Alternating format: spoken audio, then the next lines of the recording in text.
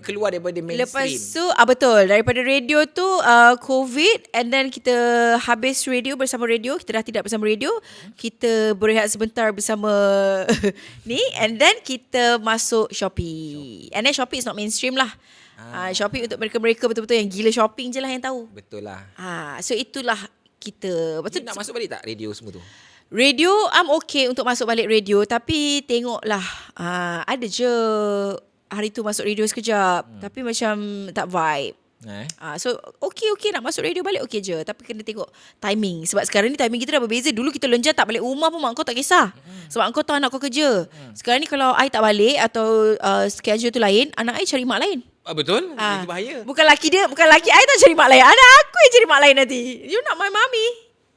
Cari mami lain. So bahaya bila ada anak ni susah sikit lah kan. Kita nak kena bahagi-bahagi lah. Mak always respect orang boleh buat radio lah. Buat dia punya timing tu